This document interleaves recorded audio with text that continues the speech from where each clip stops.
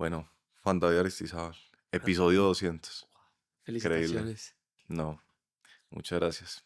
Creo que eres una persona no muy conocida dentro de esta audiencia, pero has estado detrás de muchos de los grandes éxitos de este podcast y pues también míos. Eh, Sacamos este año un libro juntos y pues no habíamos tenido la oportunidad de hacerlo acá. Y me pareció chévere que lo hiciéramos en el episodio 200. eh, y pues hablar un poquito de cómo hemos ido construyendo esta amistad, pues como esta amistad que además tiene como muchas dimensiones porque también ha sido una relación profesional y intelectual y pues nada, bienvenido. Gracias. Mejor dicho, ante todo, Mejor dicho, mejor dicho, y trajiste, ante todo, me, tra- hacer me algo. trajiste de regalo el merch, más mercancía de nuestro libro, ante todo hacer algo, aquí los que nos ven en video pueden verlo. Em, pero arranquemos, yo quiero arrancar, yo obviamente conozco partes de tu historia, pero hay algo que nunca te he preguntado. Tú empezaste a trabajar muy joven, empezaste a trabajar como desde los 13 y hay videos tuyos por allá en Pereira, creo que es en la plaza, haciendo un proyecto con los habitantes de calle de Pereira a los 13 años. Y es realmente es muy impresionante ver esos videos, ¿no? Es como, eh, porque primero tienes 13 años y parecen como salidos de otro mundo. Pues no es como porque hoy en día hay mucha gente de 13 años que se va a ver dentro de 10 y, y eso no va a ser tan en shock porque más o menos yo creo que la calidad del video va a ser la misma. En cambio, esto sí se ve, esos videos se Retro. ven súper vintage. Eh, ¿Cómo ha sido para ti el hecho de que has trabajado desde los 13? Porque finalmente yo creo que te mueves en un círculo no generalmente, en el que la gente por lo general no ha trabajado desde tan temprano. ¿Tú has sentido como esa diferencia? Yo creo que una de las cosas que siempre he creído es que uno al final es el producto del contexto al que le tocó vivir. O sea, Eh, mi, mi familia, digamos, tuvo una crisis, la crisis cafetera, como muchas otras familias. ¿eso fue qué año? Eso comenzó desde el 97, se empezó a sentir. Ya.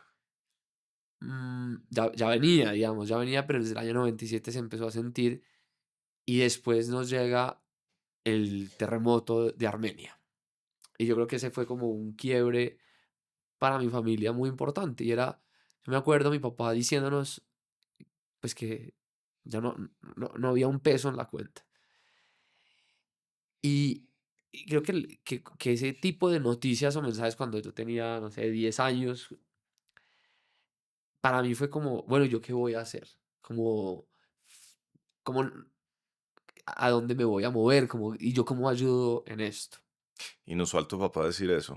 Pues perfectamente podría haberse guardado la información y dicho, no, todo está bien.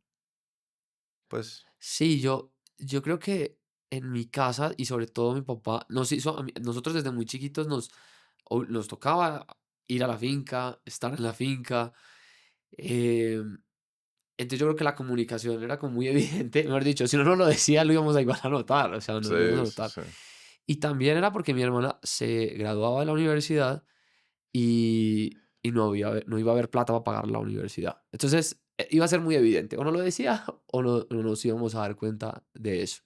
Tu hermana ya estaba haciendo la universidad Mm, acá en Bogotá. Mi hermana se iba a graduar en ese momento Del colegio, del del colegio. Ah, colegio, entrar a la sí, universidad. iba a entrar a la universidad.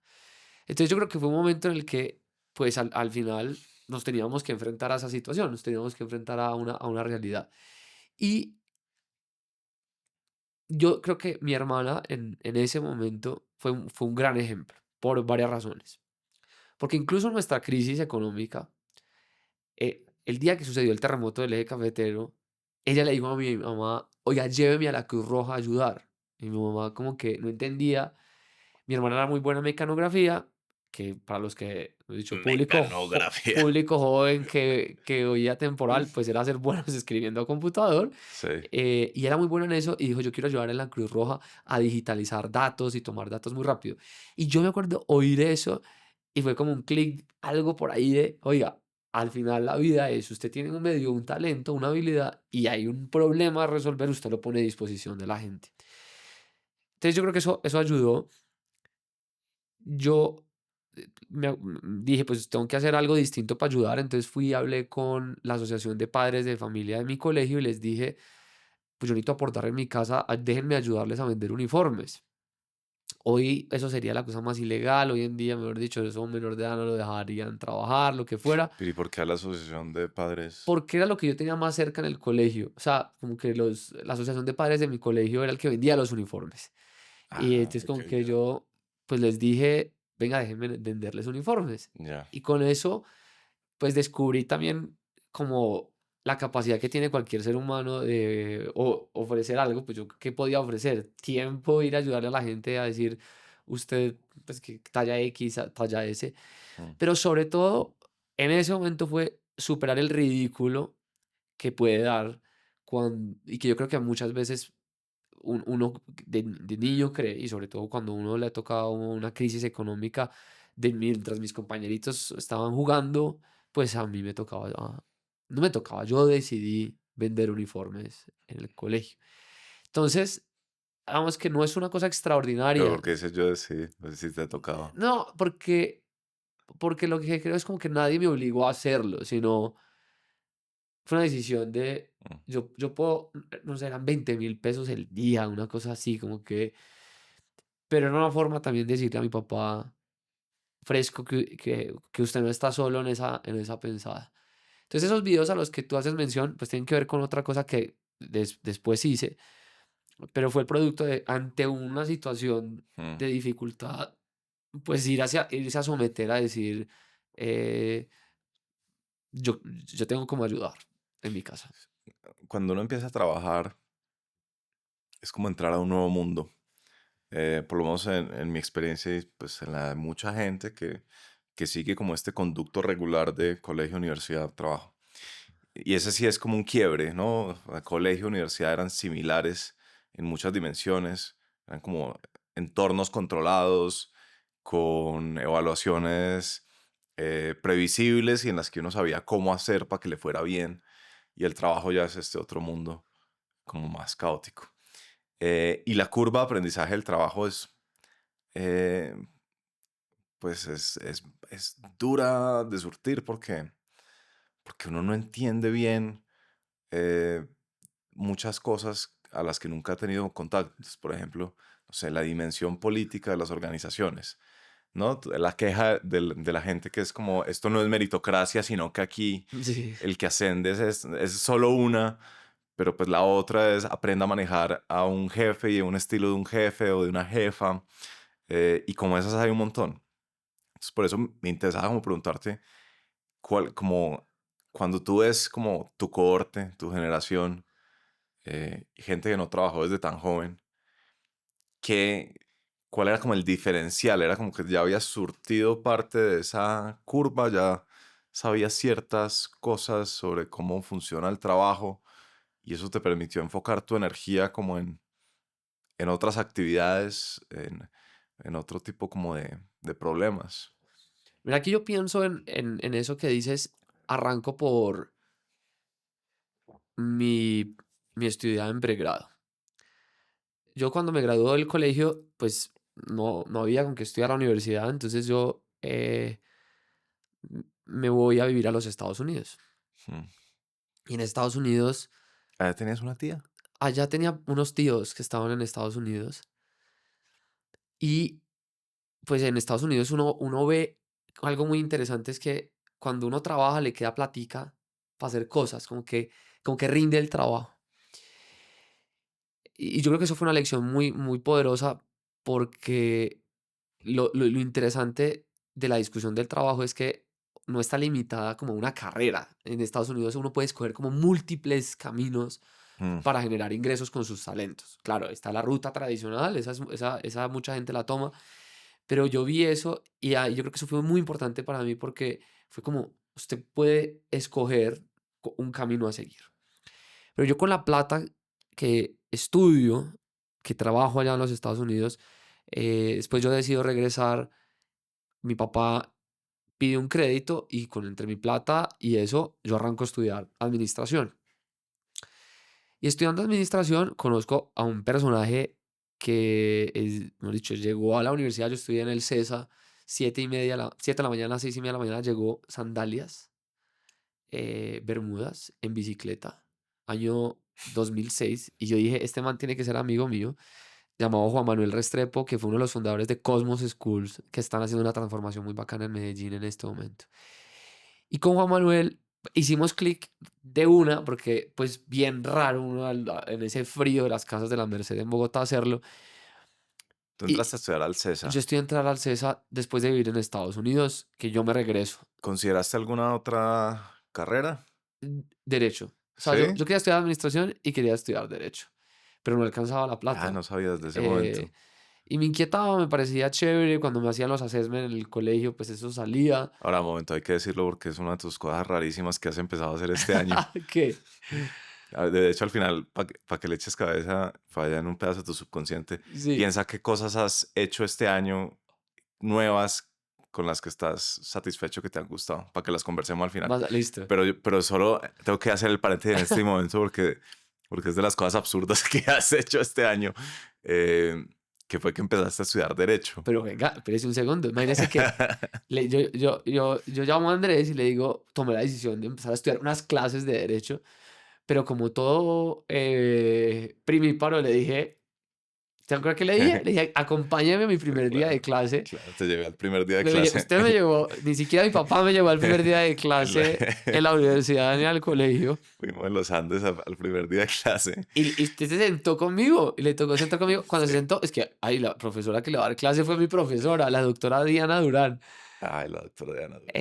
Claro. Sí, empecé a estudiar derecho, unas clases de derecho. Era un sueño que yo tenía. Sí. eh, ¿Cuántos años tiene? Yo no puedo saber. ¿35? 36, ¿Hoy? ¿36? 36 años. Y pues a ese pelado de 20 años, o mejor dicho, de 19 años que llegó a Estados Unidos, pues no podía hacerlo. Y, y ahora la vida me ha permitido pues tener un poquito más de tiempo y un poquito más de plata Sí. para yo poderme pagar unas materias de derecho en pregrado en los Andes. Tú eres una persona muy deliberada con lo que haces, me parece a mí.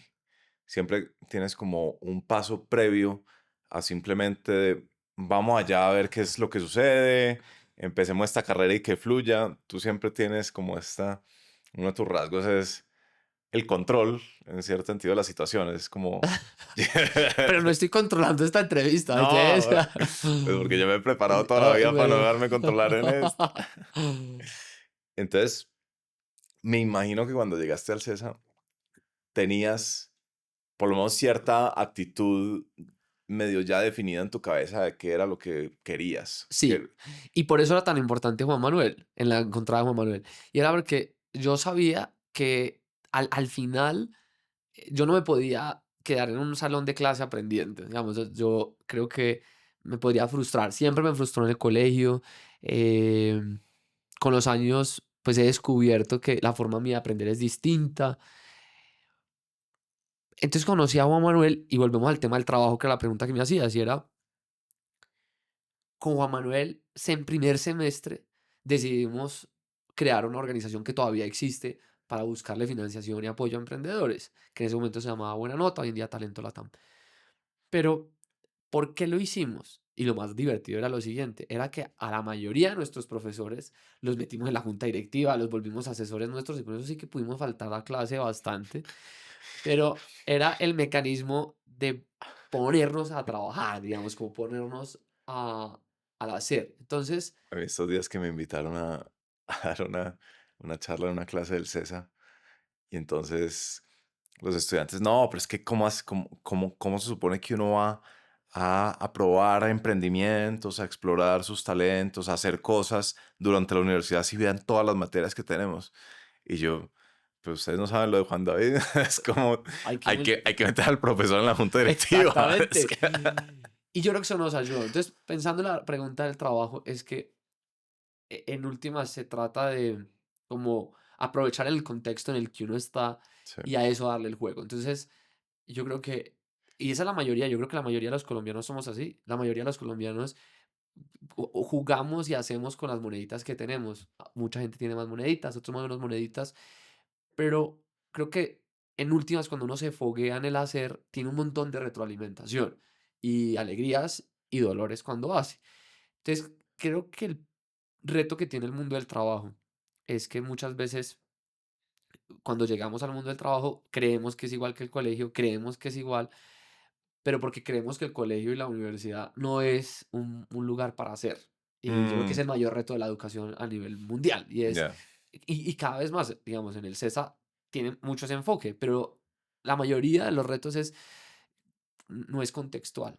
Y si la educación no cambia en ese sentido, la inteligencia artificial pues va a ser obsoleta a las instituciones porque no están orientadas a ejecutar, a hacer proyectos mientras uno estudia. Pues es que eso justo era como lo que yo sentía cuando me gradué de Derecho y yo no es que quisiera empezar un podcast ni nada por el estilo, sino que yo simplemente quería hacer algo.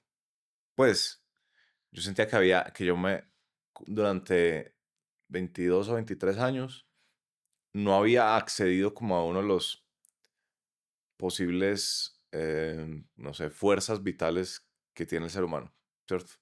Es como que hasta entonces me había concentrado en un pedacito de las capacidades que tiene uno como individuo. Entonces, capacidad de, no sé, poner atención, estudiar, em, cumplir, bueno, en fin. Pero lo de la iniciativa, lo de empezar cosas, esa era como mi cosa muy vaga. Yo decía, oiga, yo quiero hacer un proyecto. No tenía para nada definido qué quería hacer. Bueno, y ahí fue cuando nos conocimos, que eso sí, creo que está mejor contado en el libro. Em, Un email un, irreverente un de... email sobre el que hay mucha discusión. Hay que encontrarlo. Eso se encuentra Andrés me fácil. escribió, no, y yo creo que ese mail, Andrés, digamos, me escribió un correo, Sí. y la verdad es que fue un mail muy amable, Sí, o sea, diciendo, yo no te conocía, la historia, yo no te conocía. Yo estaba desempleado, intentando descifrar qué ponerme a hacer. Veía videos de YouTube de motivación, jugaba FIFA y nada de eso me ayudaba a descifrar mi futuro. Oh, sorpresa. Y en esas vi un video tuyo en Facebook, increíble, ¿no? De esas épocas.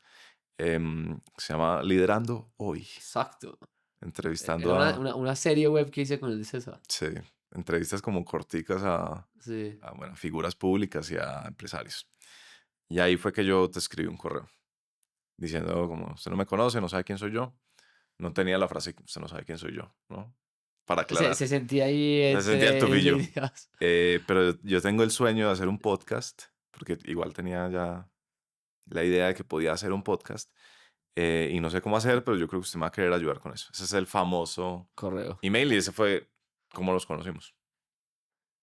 Y yo me acuerdo cuando lo recibí fue, es que eso es muy raro. Yo creo que un mail así no es lo usual, porque yo creo en la definición de que el liderazgo es el arte de pedir ayuda y de dar ayuda. Y ese tipo de correos uno no se los encuentra, porque el correo es como usted tiene algo que me puede ayudar a mí. Y yo creo que uno a veces no tiene en la vida lo que quiere porque no ha pedido la suficiente ayuda. Sí. Y por eso a mí me emociona eso, es porque yo creo que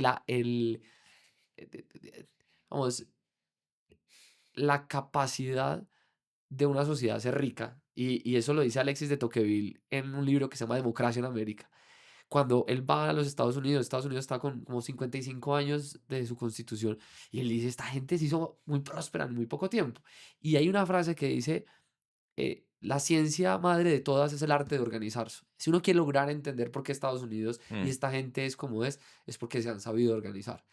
Y yo creo que esa ha sido para mí como mi obsesión, es cómo uno se organiza mejor colectivamente para que vivamos más prósperos, más felices, que en última se trata de un problema, yo creo que todos los problemas son un problema de liderazgo, mm. pero tiene que ver con saber organizarse. Entonces ese correo electrónico tuyo para eso es como, pues, eh, como alegrías, es como, oiga, hay gente que quiere organizar, que está pidiendo ayuda para, Sí, para hacerlo. sí. Y es de sabernos organizar. Ahora yo me siento pésimo porque, porque así como tú fuiste muy generoso y ese fue, mejor dicho, ese fue como el cambio en la asíntota que me mandó por otra trayectoria ¿Por qué? ¿Qué fue lo que porque pasó? perfecto, porque esa, pues porque a ver, yo sabía que yo no quería ser abogado, pero no sabía qué quería hacer, ni tampoco sabía cómo descubrir qué hacer. Y entonces, lo más natural hacia lo que tiende la inercia es a seguir en lo que uno ya está. Entonces yo ya estaba en el caminito de, pues ya me había graduado, ya tenía el título de abogado, ya tenía una hoja de vida, ya tenía experiencia como abogado, pues lo más natural era pedir trabajo como abogado. Entonces, pues en el multiverso en el que tú no contestas el correo, pues, pues a ver, sigo mandando hojas de vida de abogado, que lo estaba haciendo como con mucho desgano porque no quería trabajar en eso. Tengo de pronto una alternativa porque pues Pablo Londoño, que los dos lo conocemos, también me contestó un correo, a él también le escribí sin conocerlo, y me había dado una charla y me había dicho que yo debía, antes que lanzarme a este proceso de prueba y error, de mandar hojas de vida aquí y allá, yo tenía primero que investigar muy bien qué era lo que yo quería. Que yo no sé si es tan buen consejo, eh, aunque Pablo me parece que es un genio de Un los recursos crack. humanos, un crack, pues yo no sé si es un buen consejo en ese punto, porque yo estaba recién graduado de la universidad y tenía muy poco, como muy poco adentro mío, en mi bagaje, como entre en mi toolkit, en mis herramientas, en mis ingredientes, como para tener buena intuición de a la hora de hacer esa investigación de para dónde quería coger yo. Pues fue tan desacertada mi investigación que yo concluí que yo quería ser consultor de recursos humanos. Em, Imagínate yo No, era, o sea, creo que no ese habría, es un ese no habría multiverso, sido mi no, camino, ese no habría no. sido mi camino. Em, entonces, en ese multiverso tú no me contestas, digamos que le pido ayuda a Pablo Londoño que me ayude a regar mi hoja de vida por consultoras, ven un abogado que no tiene nada que ver con el mundo de los recursos humanos, dicen este man que me rechazan, y por allá ya al mes 4 o 5 de ya sin fondos, pues me meto al primer trabajo de abogado que hay. Ese era, Un escenario. ese era pues, Un multiverso, un muy sí. posible escenario, un muy posible escenario. Porque es que además, o sea, cuando tú dices organizarse para tal cosa y lo que uno está en esa confusión es buscando organizarse, creo que eso tiene una manifestación todavía más cruda y es que uno está buscando por lo menos algo de plata que le permita vivir haciendo otra cosa. Y eso Sí, es dificilísimo, sí. o por lo menos para alguien que no está acostumbrado a, o que no conoce, que de pronto por eso es importante tu experiencia previa de trabajar desde los 13. Porque yo me acuerdo que cuando nos conocimos, una de las cosas que me impresionó es, este man sabe quién tiene plata, cómo se, Pide plata. cómo se pide plata, cómo se cierra un negocio. Y era pues algo que yo cero que tenía ni siquiera el mapa conceptual de cómo se mueve la plata, ¿no? Algo tan básico, tan elemental. Entonces ese sí que habría sido otro mundo, impresionante. Sí, a mí cuando me preguntan por ti, como de tus habilidades y la cosa, pues hay varias. Una de esas muy impresionantes para mí, tú eres como vendedor número uno, como que yo conozco, es como una habilidad de venta en el sentido pues, uno sale a hablar con Juan David y naturalmente, obviamente, le tiene que dar plata para ese proyecto que está montando, sea el que sea.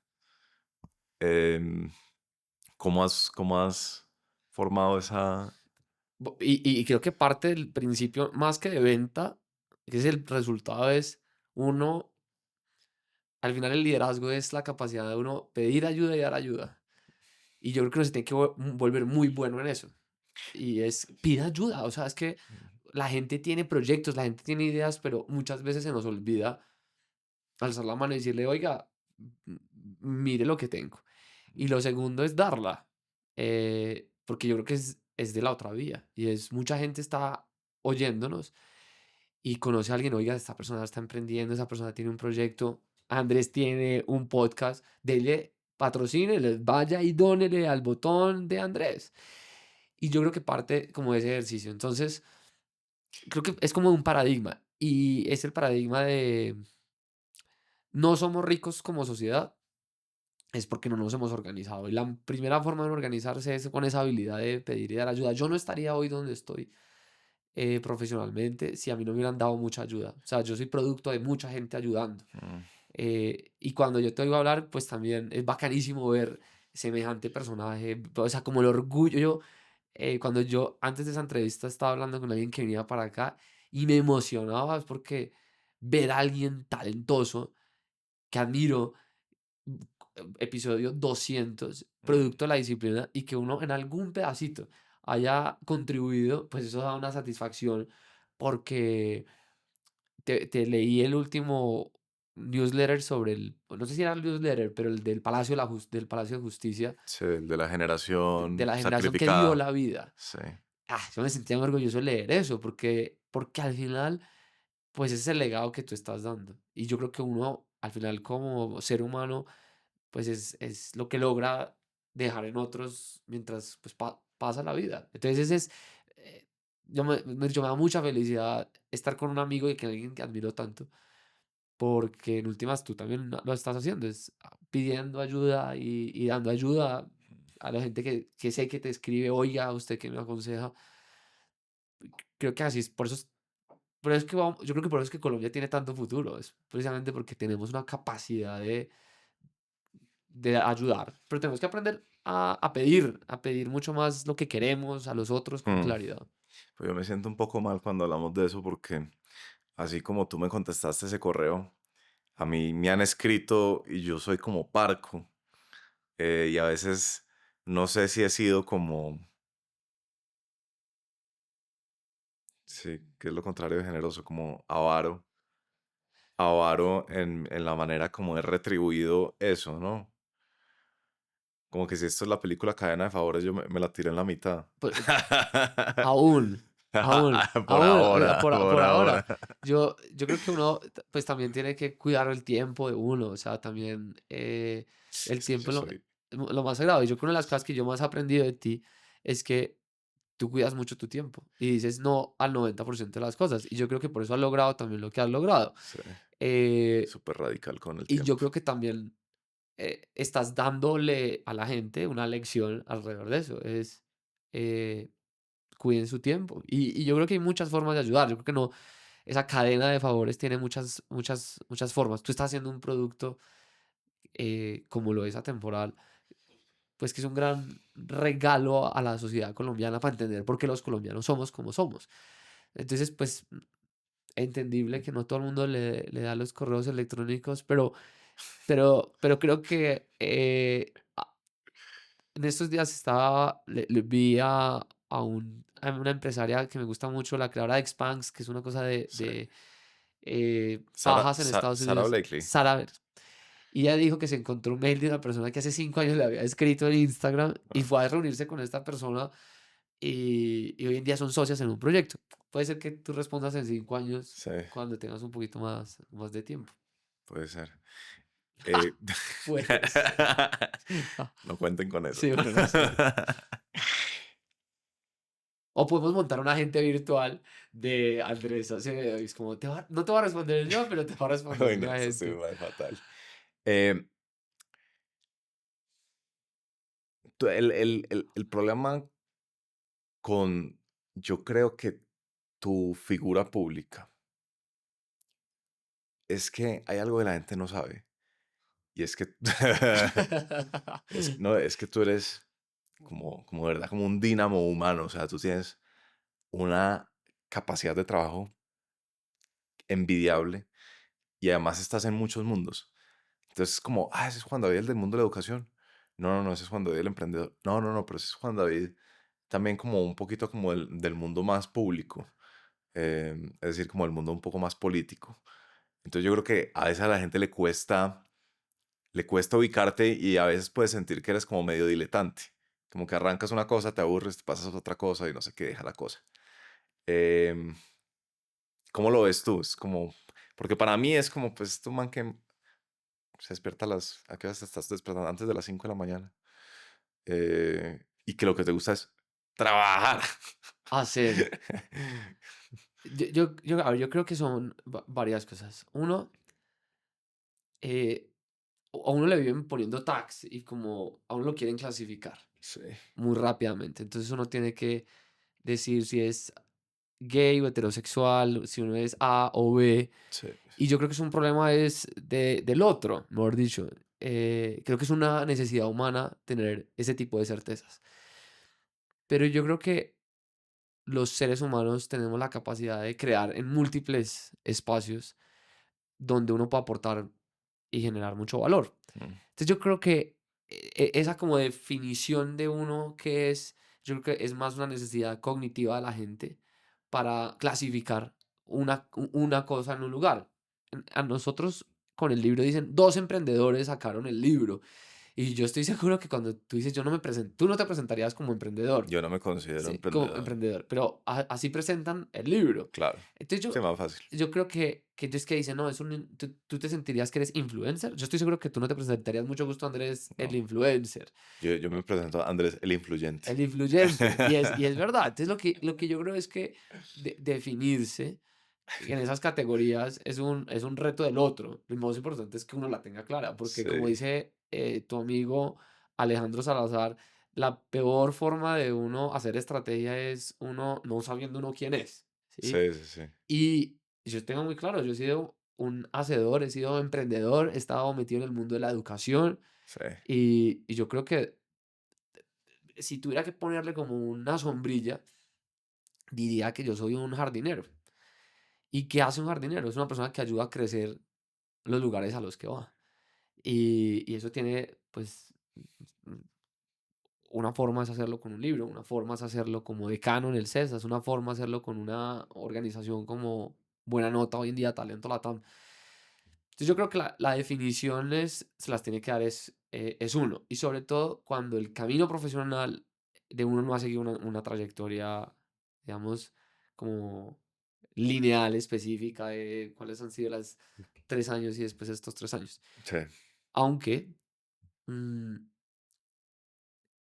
y yo creo que hoy, y más en el mundo del trabajo de hoy, creo que hay que permitirse tener la flexibilidad de uno reinventarse en los títulos a los que cree que son los que lo definen a uno. Sí, a diferencia mía, tú, por lo menos hace unos años, no sé si todavía, pero sospecho que sí. A diferencia mía, tú aceptas muchos cafés y te reúnes mucho con la gente que te pide que quiera hablar contigo. Em, y y por lo general en esas conversaciones, pues la gente está buscando como algo de claridad, por lo general. Em, Claridad o recursos. Y cuando tú empezaste ProTalento, para mí fue como muy obvio lo que estabas intentando hacer. Era como, ah, ya, Juan David tiene este talento que es de él, que es, em, se conoce conmigo y muy rápido es capaz de entender cuál es la aspiración de la persona y cómo podría concretarla, ¿cierto? Como cómo aterrizar, pues, sí, un proyecto. Em, y entonces, pues, se te ocurre la financiación, como la capacitación, usted debería estudiarse esto, usted debería conocer a esta gente, esta es como la red en la que usted se debería insertar, usted podría plantear un proyecto así, conseguir plata de esta manera. Ese es como un talento intuitivo tuyo, ¿no? Entonces, para mí, ProTalento era eso, es como, ¿cómo hacemos que no dependa de que Juan David se reúna en cafés, sino pues, de desatar el potencial de una cantidad de gente que está subutilizando su potencial? Em, y cómo lo hacemos a escala y, y a través de una organización para que no dependa de la cabeza de este man. Eh, Cuenta un poquito como la historia de ProTalento. Juan Pablo II en una encíclica sobre la pobreza eh, esto lo conocí gracias a otro amigo tuyo, Eduardo Salazar, Ujú. sobre la definición de pobreza. Y Juan Pablo II se atreve a decir, digamos, que la pobreza es la falta o el poco acceso a redes de conocimiento, a redes de inversión y a redes de comercio. Si uno quiere entender qué es la pobreza. Wow. Eso lo hizo Juan Pablo Juan II. Pablo II en una encíclica. Wow. Y yo creo que fue parte de la inspiración de hacer Protalento. ¿Qué fue Protalento? Nosotros dijimos, oiga, hay muchas empresas, muchos empresarios se quejan de que no encuentran talento. Como, oiga, la gente no llega preparada a unas habilidades específicas que estoy necesitando. Pero por el otro lado, en Colombia hay millones de jóvenes que no encuentran un lugar para monetizar el talento. Mm. Los jóvenes en Colombia son gente con muchas ganas de trabajar, pero están buscando una respuesta a esa necesidad de ser creativos. Entonces, ProTalento en últimas lo que era buscar era resolver un problema tanto de creatividad como una falta de suficiente talento en las empresas. Buscando cumplir esas tres cosas, crear una red de aprendizaje, inversión y conocimiento en el talento. Era juntar las cosas en últimas para cerrar ciclos de pobreza. Uno de los casos como más emblemáticos es el de Duván Villadiego. Y yo lo cuento es porque Duván era un pelado, paseador de perros, menos de 2 millones de pesos se ganaba al mes por pasear los perros 10 horas. Recogía uno, recogía otros. Y después Duván, 10 meses después, ¿Vivía donde, Duan? Duván vivía en Soledad Atlántico. Y hoy en día Duván, ustedes lo buscan en LinkedIn, Duván pues es un desarrollador, está en la universidad, ganándose una muy buena plata. Y Dual pasó por todo el proceso de Protalento. Y el proceso de Protalento era, trajimos a los mejores formadores, nosotros no hacíamos la formación, traíamos formadores, traíamos financiadores, traíamos una empresa que se llama Lumni, que financiaba un pedazo, o las cajas de compensación familiar. Nosotros contratábamos psicólogos y coaches para acompañar a estas personas en cómo lograban reinventar su vida y en muy poco tiempo hacerlo. Mm. Y en unos círculos muy corticos de tiempo, pues eso lo hicimos en casi, no sé, 9.000 personas en 17 países de América Latina, buscando que ese modelo se cerrara. Entonces, lo que tú dices era un poco es sistematizar la red, que en últimas es de la misma obsesión. La forma en la como nos organizamos define el grado de prosperidad de una sociedad. Sí. Y eso es lo que yo veo. O sea, hoy en día todavía ProTalento se cerró, pero muchas empresas no siguen encontrando el talento que necesitan. Hoy en día con unas necesidades distintas a las cuando empezó ProTalento. Y todavía hay muchos jóvenes haciéndose preguntas de, venga, eh, yo quiero destapar mi creatividad Cuando estábamos empezando a hacer el libro, ante todo. antes de todo hacer algo, me acuerdo que no habíamos descifrado la manera que lo íbamos a hacer. Y hubo un primer intento que, como diría un defensor del pueblo colombiano, salió mal. Que fue que nos sentamos los dos como a hablar como medio freestyle, como sin limitar la temática y sin saber muy bien para dónde íbamos. Y luego yo me puse en la tarea de transcribir esa conversación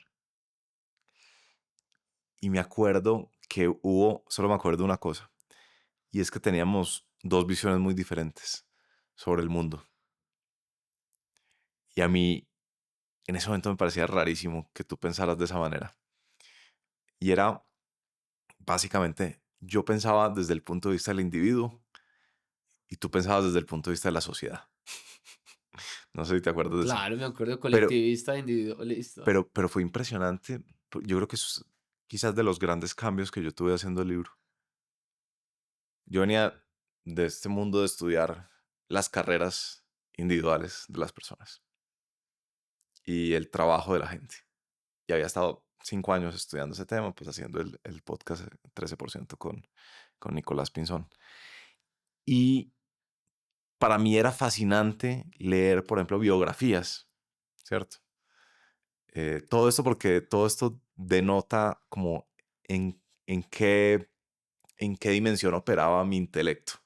Y operaba en la dimensión individual. Yo entendía el mundo desde lo que las personas hacían y de cómo las personas se pulían. Entonces yo estaba obsesionado con el craftsmanship, ¿cierto? De acuerdo. Con esta palabra gringa que no es fácil de traducir, como de ser un artesano, es decir, de tener un oficio y hacerlo cada vez mejor. Em, y tú en cambio era como sí, yo quiero que la gente se case, no para que la gente sea feliz, sino porque eso hace una sociedad sana. Es como... em,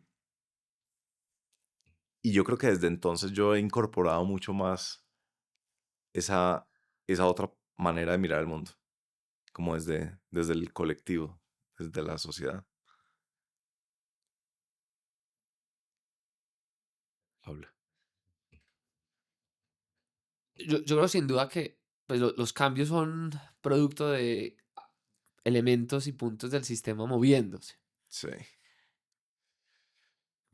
Pero, digamos, yo cuando pienso lo que hicieron, digamos, los cafeteros, que es de donde yo vengo, cuando uno ve lo que, digamos, lograron construir en el eje cafetero, pues en el siglo pasado, fue producto de acciones individuales, pero que colectivamente se organizaban a que pasaran cosas. Mm, Cuando tú miras el caso de Medellín, la transformación de Medellín, que a las, digamos, tú cuando uno oye lo que pasaba en los 80, que pasaba en los 90, y después empieza a ver lo que comenzó a hacer Sergio Fajardo, lo que comenzó a hacer Aníbal Gaviria, Alonso Salazar, como políticos, pero detrás también había unas organizaciones sociales, fue producto de una sociedad que se organizó mm, y se puso de acuerdo a hacer que las cosas sucedieran. Entonces, eh, yo creo que logramos un buen título, porque es ante todo hacer algo, ¿quiénes? Usted y nosotros, digamos. mm. Yo, yo le hubiera puesto ante todo, hagamos algo, pero creo que logramos llegar al verbo que era Sí, el de sí, hacer sí. algo, porque en últimas yo creo que eh, las personas que lideran, como dices tú, la biografía de esa persona, pues responde más a los ciclos de la historia, responde más a los ciclos de la organización Sí, que solamente a su ímpetu individual. sí, Y yo creo que esa es parte como de una de las reconfiguraciones de cómo yo veo el liderazgo. sí, sí, sí. Y, y yo creo que en Colombia tenemos un reto a la hora de definir los líderes. Y eso muchos de los jóvenes vienen con esta carga y es empiezan a entender el liderazgo en el colegio con el personero estudiantil. Y el personero estudiantil en muchos colegios promete el Gym Day, promete la película, un poco populista, no todos, pero mucho. Y desde chiquitos estamos todavía buscando como el Batman y a la Mujer Maravilla para hacerlo. Y eso es usualmente Occidente, obsesionados con los personajes como los grandes transformadores de la historia. Sí, Pero cuando uno ve eh, las transformaciones silenciosas en la humanidad, se deben a gente haciendo muy bien su tarea muy pequeña, donde está. Entonces yo le creo mucho más a esa teoría sí. de que mucha gente muy buena haciendo cosas muy buenas hacen la diferencia. En ese artículo que sacaste de los que dieron la vida enfrentándose al narcotráfico, es un ejemplo de lo que quiero decir. Es que se organizaron, ¿sí? Fueron acciones individuales organizadas y mucho menos como este gran líder que lo hizo. Tuvimos de esos líderes, pero esos líderes fueron producto también de una masa colectiva que Mm. cada uno individualmente dijo, pues nosotros no nos vamos a dejar agarrar del narcotráfico y nos vamos a volver una narcodemocracia. Entonces, yo creo que cuando llegamos al libro, para mí también fue muy importante aprender de ti como esa visión individual, porque yo sí pienso como en el paradigma de no, Colombia puede tener mucha gente muy próspera, pero la única forma de que eso suceda es organizarnos. Alguien diría, pues que con que uno sea muy rico basta. Yo creo que lo que necesita es que mucha gente trabajemos para que eso suceda. ¿Por qué se quebró ProTalento? ¿Cómo se le quiebra una empresa a un administrador del CESA? Pues, mira, yo creo que hay como dos factores y tienen que ver con Empezamos por como lo externo y lo interno. Sí. Y lo podemos dividir por el externo y lo interno. En el lado externo, cuando nació ProTalento, estábamos en un boom de inyección de capital importante para los emprendimientos en América Latina. Había mucho flujo de caja, y yo creo que eso nos permitió a nosotros crecer. El modelo de nosotros era muy intensivo en capital porque nosotros fondeábamos antes de que, digamos, todas las formaciones, después era que o las cajas de compensación o los financiadores nos pagaban. O sea, al principio ustedes cogían a Duan y le decían, Nosotros le venga, pagamos venga para todo, acá que nosotros le pagamos todo y todo. usted después nos paga Y esa plata ustedes la levantaban de de fondos fondos allá, y, y, no sé, y gente que y de cree en la inversionistas. educación, inversionistas que creían en este emprendimiento social. Entonces, eso nos hizo crecer, digamos, muy rápido. Pero pasaron dos cosas en Colombia y ahí vienen los factores externos a nosotros. Uno, en el mundo se empezó, con la llegada de la inteligencia artificial, con las tasas de interés en Estados Unidos empezaron a cambiar y los flujos de capital a los países o a este tipo de emprendimientos empezó a reducirse. Y la segunda, la llegada del gobierno Petro nos pegó muchísimo por una razón, porque muchas de las empresas que contrataban este talento eran empresas locales y dijeron, paremos un segundo la Ujú. contratación. Me acuerdo que habíamos pactado con una empresa que nos dijo, les voy a contratar 200 de estos talentos. Y nos llega un mail y nos dice, ya no lo vamos a hacer. Nosotros, ¿qué vamos a hacer con esos 200 jóvenes? Entonces, po- Tú intentaste, me imagino, convencerlos de... no, pues, o sea, yo, Les di, mejor dicho, Colombia tiene futuro. futuro. eh, pero la realidad es que, pues, las empresas en Colombia en los últimos años sí se han venido, han parado mucho la inversión, han parado mucho la contratación de talento, porque no hay mucha certidumbre. Y eso, pues, terminó afectando Pro Talento. Pero por el otro lado, también factor externo es la inteligencia artificial sí está cambiando los trabajos, sobre todo los de entrada a los juniors. Y eso, aún el mercado laboral, aún el mercado, digamos, aún la educación en Colombia no ha entendido la oportunidad que tiene Colombia, porque Colombia sí se puede volver un exportador de servicios profesionales en esto, pero aún, digamos, la gente, todavía no tenemos todas esas habilidades para hacerlo. Entonces las empresas nos empezaron a decir, venga, pero que sepan hacer prompting. Y pues no, ya no alcanzábamos. Entonces eso fue lo externo. Y lo interno, yo creo que este crecimiento en últimas nos llevó a nosotros a crecer muy rápido y a no tener todas las capacidades internas de equipo, de tecnología, para poder soportar un crecimiento que necesitaba muchísimo capital y que nosotros no contábamos con la tecnología para darle la vuelta, ni el equipo Mm. para darle la vuelta a eso. Fueron 5 años de la vida, como te contaban, más de 9000 talentos. Las historias que nos llegan, pues son historias que uno dice, oiga, qué bacano haberlo logrado con esta gente. Mm. Hay otros que pasaron por ahí que, digamos, les tocó esta última transición con inteligencia artificial y dicen, oiga, digamos, mejoramos nuestro nivel, llegamos a un nuevo trabajo, pero aún esa promesa de que convertirse en desarrollador o convertirse hoy en día con lo que está pasando con la inteligencia artificial es una promesa que quien la esté diciendo hoy creo que no está entendiendo que pues cambió. Eh, yo creo que fue de las cosas más tristes que Sí. yo he tenido en la vida fue pues no poder seguir haciendo ProTalento, porque era ver en 9 meses o 10 meses cómo uno con educación de precisión, trayendo a los financiadores, uno le cambiaba la vida a la gente. Sí. Y hoy creo que eso lo debería estar haciendo el SENA. O sea, lo que hacíamos nosotros lo debería estar haciendo una institución como el SENA, pues que tiene mucho más recursos, más capital que una institución, un emprendimiento social como era el nuestro. ¿Cuánto tiempo duraste en negación? Es decir, ya se sabía que se iba a totear esto, y tú creyendo que entre más madrugaras o si salían bien 6 cosas, 6 reuniones, em, podías como salvar la cosa. ¿Tuviste ese periodo o no? Sí, yo creo que hay un punto en el que uno eh, tienes la suficiente data para tomar la decisión ¿De qué? ¿De cerrar? de cerrarla. Pero por el otro lado, había otras señales de que podíamos dar la vuelta. mm, Y yo creo que yo me incliné por la segunda, por, por el nivel de disciplina y de cumplir, digamos, con los compromisos, con los talentos, con los inversionistas, mm, de dar la vuelta hasta el último minuto. O sea, como que no salirse de la cancha hasta no haberla dado toda. Ah, el partido, digamos, estaba 10-0, ¿ya? Es como que, pero todavía no se acababa el tiempo. Y yo creo que en últimas el partido se acaba cuando se acaba, sí. no cuando uno está perdiendo con una gran goleada. Entonces, no era negación, era no salirse de la cancha hasta que el punto final, el pito, no hubiera salido. Y yo creo que para mí fue importante porque fue, pues yo puedo mirar con tranquilidad y mirar como el devolverme, que me podría haber ido apenas el señor el presidente que llegaba, pero ¿por qué? O sea, todavía habían proyectos, todavía habían cosas.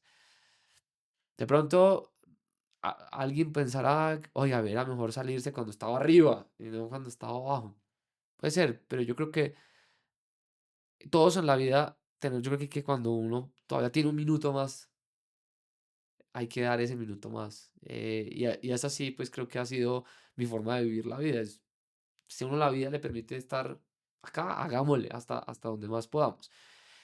Lo duro fue la negación, fue después, o sea, ya cerrado, y era como hacerle el duelo. Yo creo que los fracasos en cualquier cosa, pues implican uno levantarse, mirar, revisarse y decir, uff, no, la embarré. ¿Qué tanto fue Petra? ¿Qué tanto fui yo? Mm. ¿Qué tanto la inteligencia artificial? ¿Qué tanto fue lo que nos pasó? Y, y yo creo que, por ejemplo, en mi caso, fue muy importante el ejercicio. O sea, para mí, yo creo que eso fue de las cosas, de las mejores cosas que me trajo el proceso fue volverme muy disciplinado con 1 hora diaria de ejercicio. Mm. Y eso yo no lo tenía antes. Entonces hacía 1 hora, 2 horas. Hoy día hago entre 6 horas y media y 7 horas a la semana de ejercicio. Eso es, vamos, al final ayudó a la cabeza a hacerle el duelo a la cerrada de Protalento y a no tener rencores con los socios o con el gobierno, pero sí creo que lo que hacía Protalento se tiene que hacer en el país. ¿Cuáles son las dimensiones de la quiebra?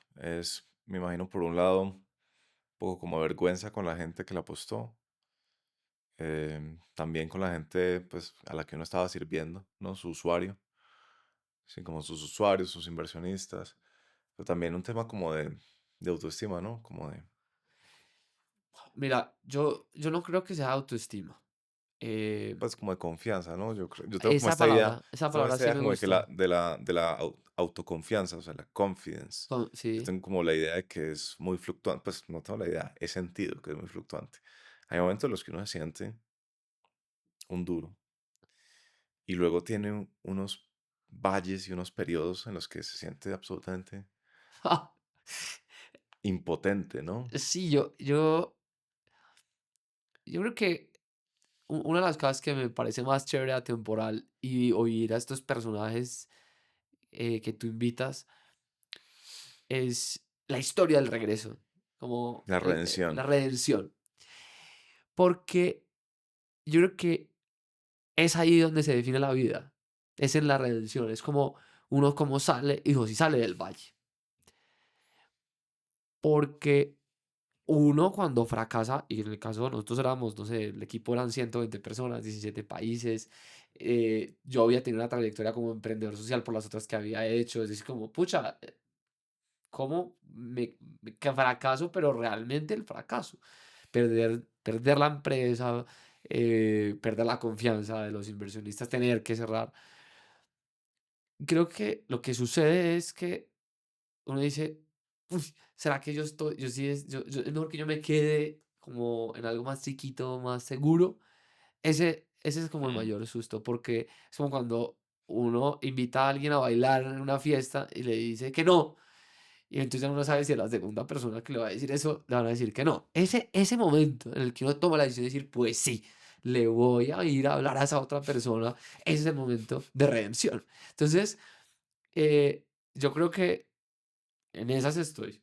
En un punto en el que yo aún sigo creyendo en lo que hacía Pro Talento. O sea, yo aún creo que este país se merece destapar y desarrollar el talento a la gente. Y eso hay muchas formas de hacerlo, hay muchos mecanismos para hacerlo, porque yo lo he visto en carne propia cómo pasa. Tú eres un caso de eso. O sea, cuando uno le apuesta al talento a alguien, se vuelve extraordinario y hay que crearle un ecosistema para que eso suceda. Mm. Entonces, claro, yo sí me he vuelto más temeroso. Me he sido mucho más consciente de mis debilidades, he sido mucho más consciente de que no quiero hacer y de que sí, y con quién y con quiénes lo quiero hacer. ¿Qué has pensado de tus debilidades?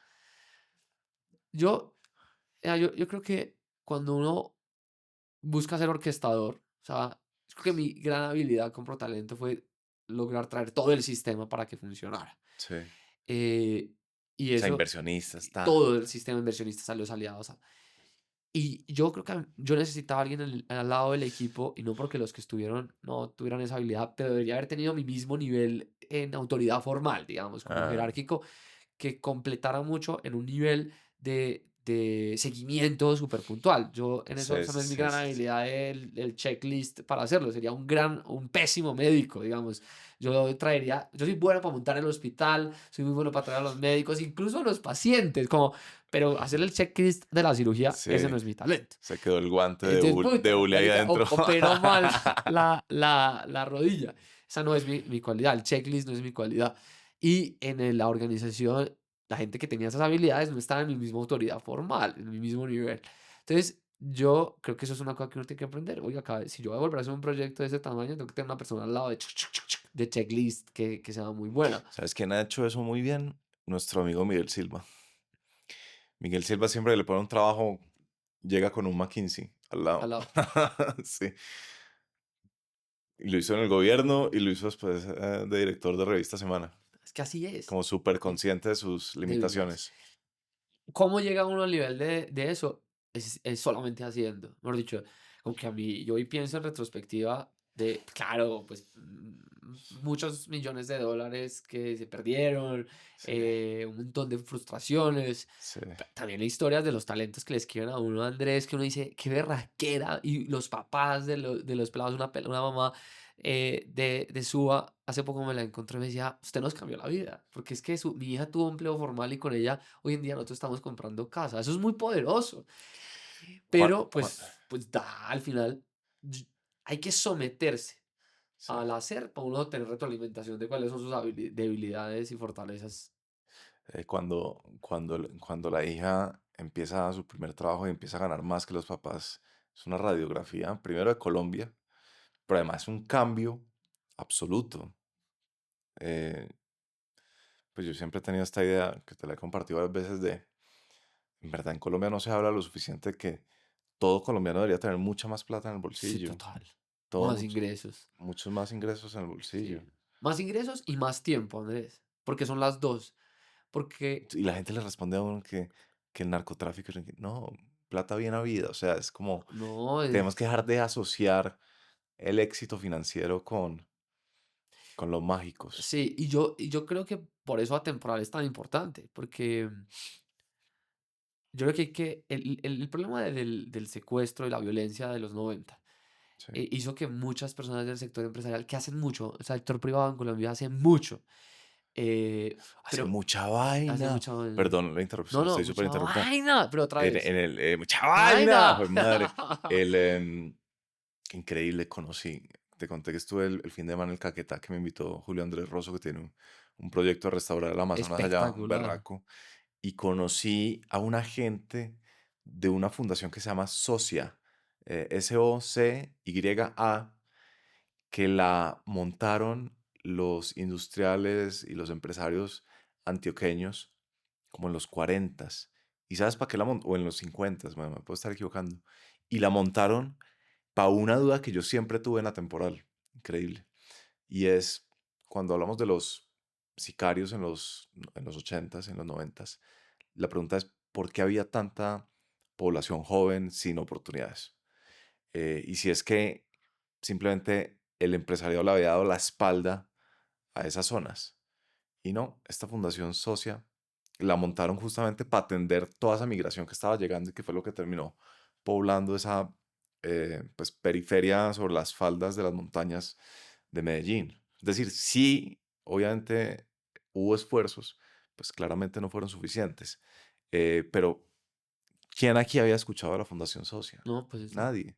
Un montón de, un montón de cosas Y desconocidas que hacen sí. cosas. Y yo creo que no, y eso es lo que hay que, digamos, el país tiene que, por eso que tú dices de los más ingresos, es que el sector privado, mejor dicho, y eso suena abstracto, las emprendedoras, los emprendedores que crean organizaciones, las organizaciones son el- la forma en cómo se organiza un emprendedor para que pasen cosas, eso es una empresa. Eh, este país necesita visibilizarlos mucho más, conocerlos mucho más, del poder que ha tenido ahí, porque en las empresas sí que hay buenos ejemplos de cómo uno se organiza Sí. para tener mayor prosperidad. Eh, y eso, en últimas, es más ingresos. Muchos de los problemas de Colombia se resolverían si tuviéramos más plata. Mm, Más plata. Y esa más plata no es quitando, no, mejor dicho, no es un subsidio, es como habilitando, volvemos a la definición de Juan Pablo II. ¿Cómo hacemos que tengamos mayores redes, conexiones a redes de aprendizaje, a redes de inversión, a redes de comercio? mm, Y esas tres cosas, Colombia tiene todo, o sea, para conectarse con el mundo. Pero, por ejemplo, con el futuro lo han venido apagando, mm, cuando esa era una forma de conectarnos con redes de aprendizaje global. Eh, entonces, lo que dices de la familia que crece, pues esa debería ser como una prioridad. Y digo lo del tiempo, es porque en Colombia perdemos mucho tiempo con cosas que no funcionan, en trámites que no funcionan, en unos sistemas que no funcionan, que van de la mano. Es como, yo creo que los colombianos tenemos que ser más ricos, pero mm, para tener más tiempo libre, más tiempo para hacer lo que queramos hacer. Y eso es difícil en este país, mm, porque mira que hicimos una investigación con la Cámara de Comercio que muy pronto va a salir y descubrimos que muchos jóvenes en Bogotá toman la decisión de irse de Bogotá por una razón, porque el trabajo formal que hay en la ciudad, que hay para los jóvenes, es muy lejos de su puesto de trabajo. Y 2 horas o 3 horas para ir a su puesto de trabajo, dicen, no compensa. Entonces es un problema de tiempo. Y el Banco Mundial tiene otra investigación alrededor de esto súper interesante. Es, los jóvenes prefieren ausentarse o no ir al trabajo formal, las oportunidades laborales que hay, por un tema de que les gasta mucho tiempo ir a un lugar a otro. Pues por eso, digamos, en la alcaldía de Galán y todo este esfuerzo de modernizar Bogotá, que la gente tenga más tiempo, es tan importante. Pero creo que son las dos, más ingresos con más tiempo sí. de calidad de vida. Me acuerdo cuando estaba escribiendo mi primer libro del que no hablo. Revisé, pues, Más allá del mito. más allá del mito Oye, de verdad, sobre los es emprendedores. súper bueno. Tiene un pedazo, lo de la lógica Yo efectual de creo que, yo creo Sarasvati. que ese es el Ese es capítulo el, que saca cara, ese me parece espectacular, la ese lógica libro. efectual. Y además, muy bueno porque fue del proceso editorial. Y a veces uno no le da crédito a las demás personas, sobre todo cuando uno se cree un escritor o un creador que cree que nadie más puede enriquecer su producción.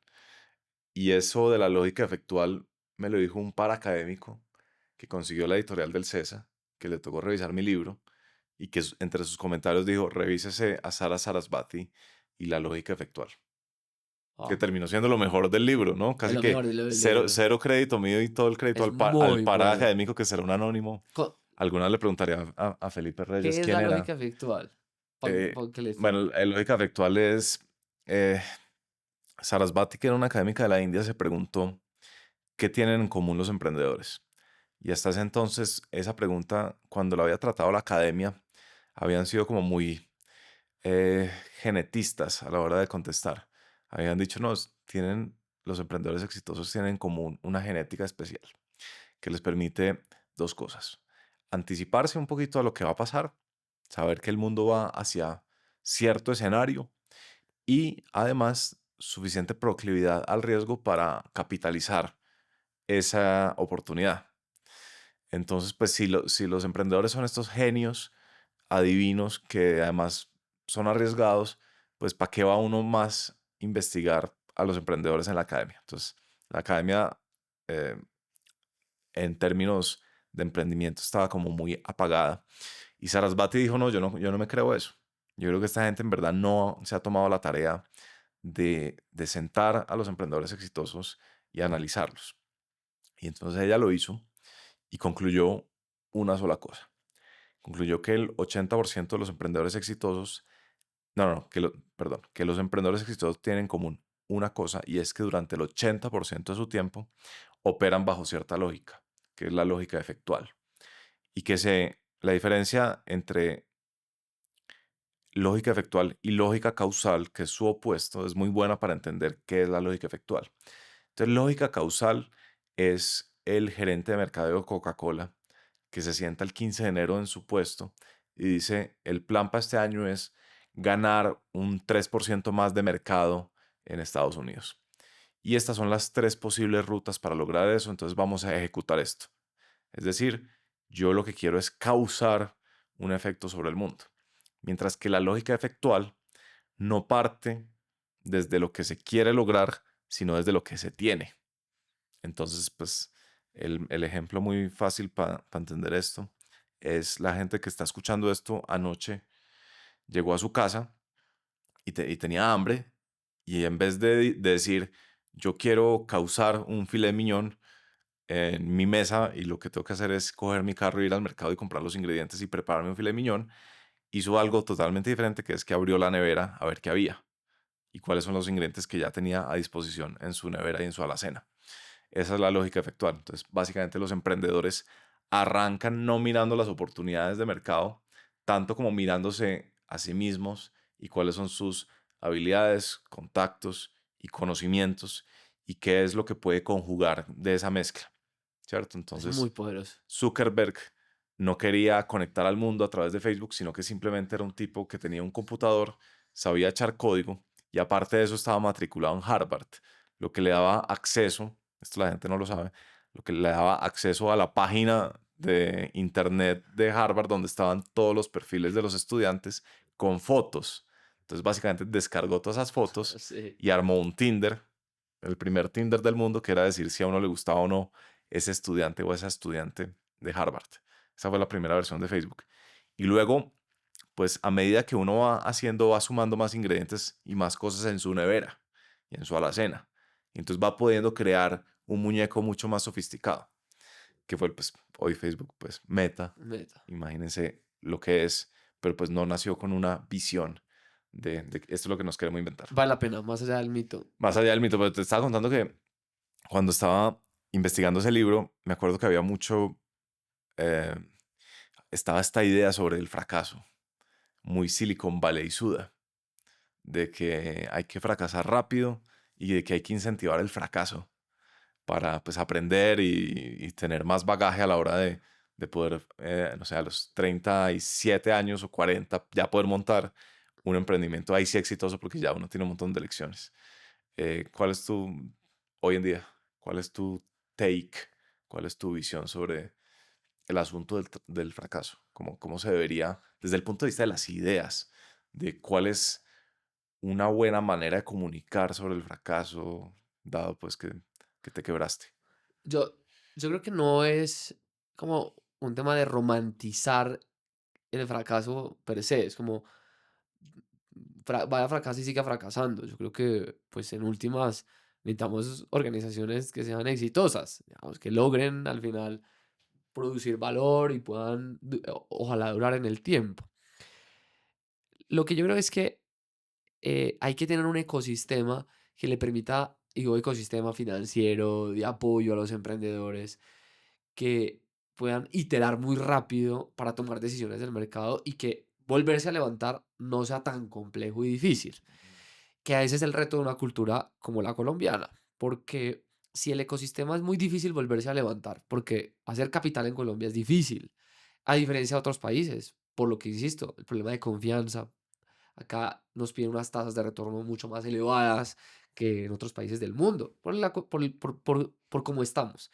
Entonces, si uno logra que levantarse no sea tan complejo, vamos a poder iterar mucho más rápido. Eso es lo que yo creo del fracaso. Es como itere, aprenda rápido, pero hay que construir un ecosistema que no es solo narrativo, es de una institucionalidad que diga, sí, fracasó, pues se puede levantar. Porque sí, a veces la gente tiene mucho miedo a iterar y a hacer, porque cuando mira el vacío, dice, si me caigo, no tengo eh, como un resorte para poderme levantar rápido. Entonces creo que lo que hay, esa es como la obsesión. Y dos, es que hoy en día con las redes, con la inteligencia artificial, hay muchas formas de probar mucho más rápido sin que sea tan costosa la caída. Mm. Entonces, creo yo que hay que alentar a construir ecosistemas que nos permitan a nosotros levantarnos mucho más rápido. eh, que las empresas trabajen más rápido con los emprendedores, que tengamos un sistema que fluya más el capital para crear cosas. Es más de ese lado de lo que se puede controlar que Mm. desde el lado de que la gente lo intente o no. Creo que la gente no lo intenta, no, es porque hay un montón de incentivos para no volverlo a intentar. Otra de las ideas que estaba muy en boga en esa época era la de que el emprendimiento sobre todo es como una mentalidad, que yo, y lo veo mucho en los estudiantes del CESA, que muchos tienen como ese discurso interiorizado. eh, y a mí no me parece. Pues, mejor dicho, el emprendimiento no es, mejor dicho, uno no debería decir que empezar a trotar o adquirir un hábito es tener mentalidad emprendedora. Yo creo que el emprendimiento tiene una vocación muy definida. Es vamos a crear Sí, productos o servicios.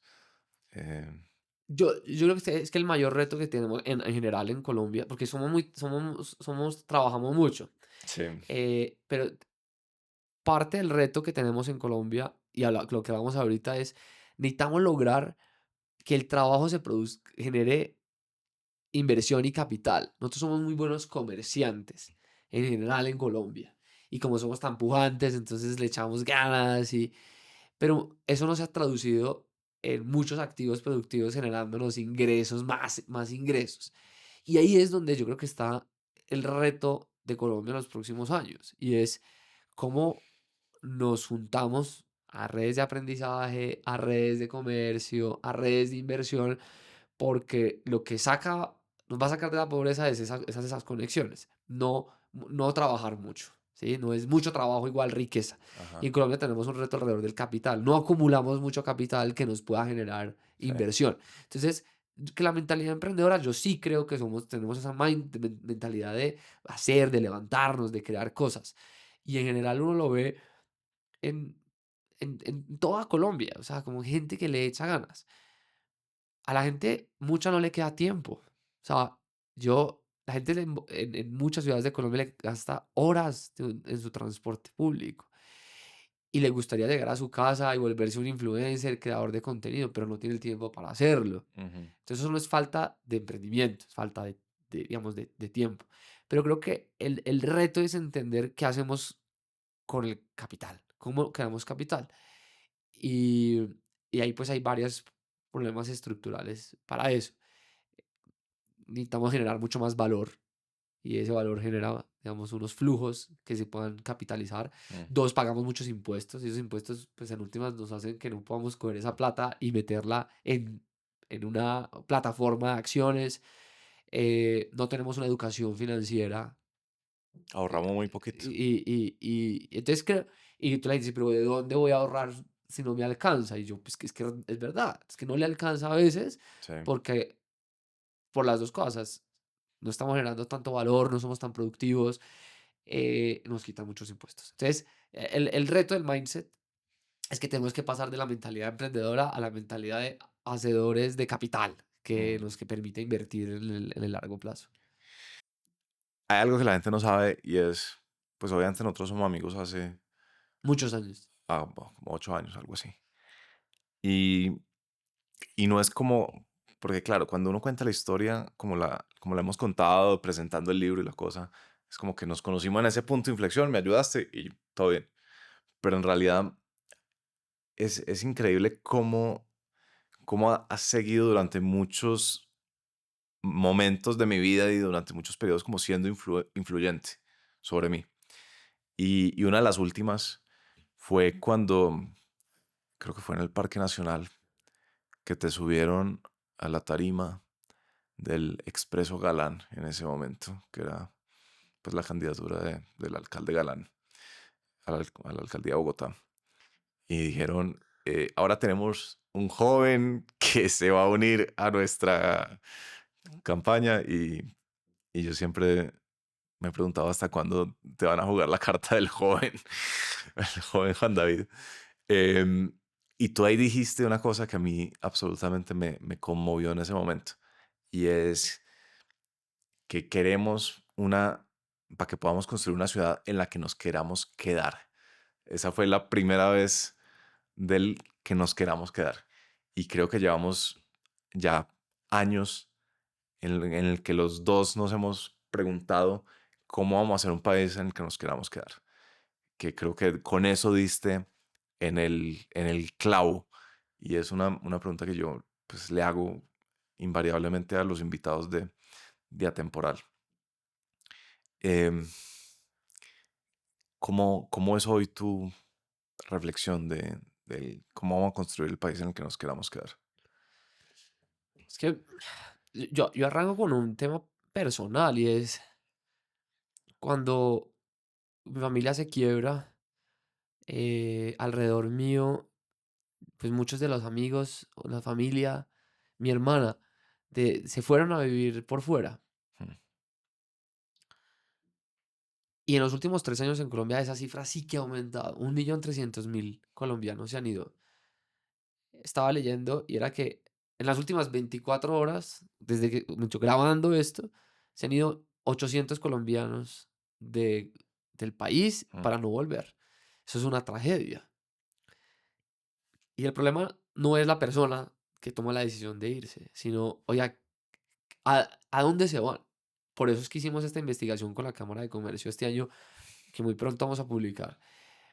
Porque en últimas se trata de cosas muy, muy logrables en Colombia que tienen varias señales. La primera, la gente se quiere ir a un lugar donde se sienta segura, como que no haya zozobra. Ujú.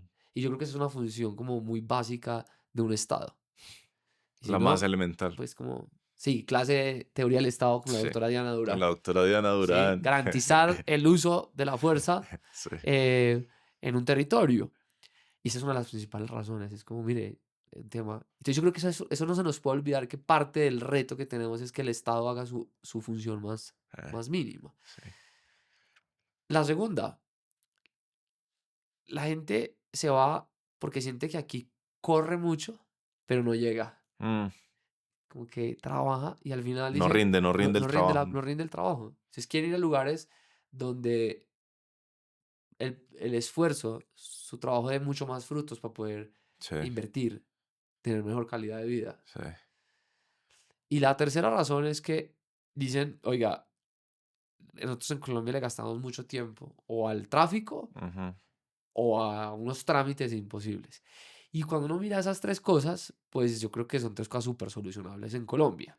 Retadoras, sí, pero creo que muestran es como lo que hay que hacer por nosotros organizarnos como sociedad Mm. para que la gente diga, oiga, sí, Colombia, es que uno habla con la gente que se fue y todo el mundo añora Volver. volver, Sí, sí. eh, pero dicen, uff, No la necesitamos, ven, no la ven. no la ven tan fácil. Y creo que eso, hacer un país en el que nos queramos quedar también significa un país en el que los que se fueron quieran volver.